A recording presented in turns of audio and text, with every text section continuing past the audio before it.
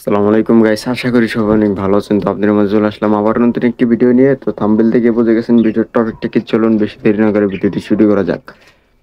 তো আসলে অনেকেই আমার এই কমেন্ট বক্সে জানাচ্ছে যে বাজিটিকে পাখির ডিম পাড়ার লক্ষণ কি কি।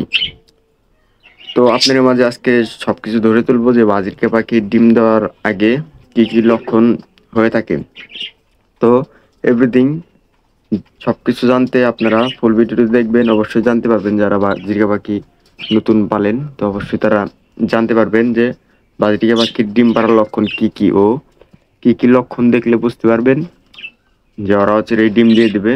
তো সম্পূর্ণ ভিডিওটি দেখুন না টেনে, তো আপনারা বুঝতে পারবেন, জানতে পারবেন যে বাজিটিকা পাখির ডিম পাড়ার লক্ষণ কি কি।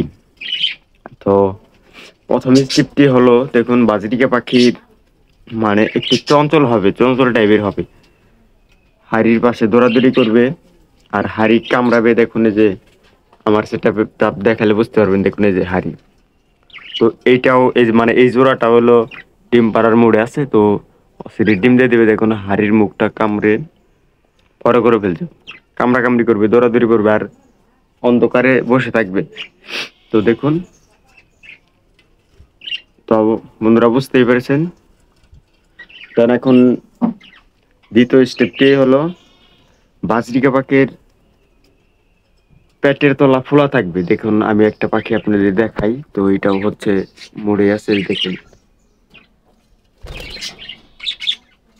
সরে গেল, কিভাবে দেখাই। তো এই পাখিটার দেখুন এই যে পেটের তলাটা ফুলে আছে, দেখুন দেখুন।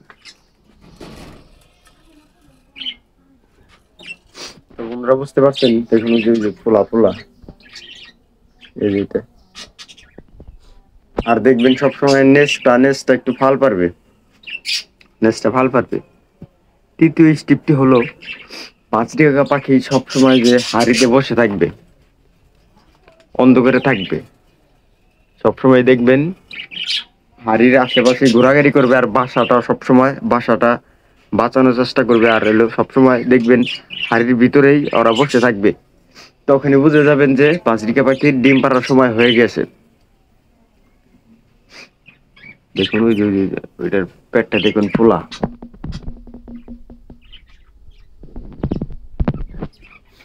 চতুর্থ স্টেপটি হলো, দেখবেন একবারে হাড়ির থেকে বের হবে না, একবারে হাড়িতে বসে থাকবে। তো দেখবেন সারাদিনই হাড়িতে বসে থাকবে, তখনই বুঝবেন যে একেবারে ডিম পাড়ার সময় হয়ে গেছে। তো তখনই বুঝতে পারবেন যে দু একদিন পরে অবশ্যই দেখবেন যে ডিম দিয়ে দিছে। তো ওরা যখন ডিম দিয়ে দিবে তখন আর হাড়ির থেকে বের হবে না। তো বন্ধুরা বুঝতেই পেরেছেন যে পাঁচটিকে পাখির ডিম পাড়ার লক্ষণ কি কি। তো আরো কিছু জানতে অবশ্যই কমেন্ট বক্সে জানাবেন। ভিডিওটি আজকে এই পর্যন্তই। তো আশা করি বুঝতে অসুবিধা হয়নি। তো যারা আমার চ্যানেলটি এখনো সাবস্ক্রাইব করেন নাই, জলদি সাবস্ক্রাইব করে নেন। আর প্রতিনিয়ত এরকম ভিডিও পেতে শৌখিন পাখির চ্যানেলের সাথেই থাকবেন। সবাইকে ধন্যবাদ।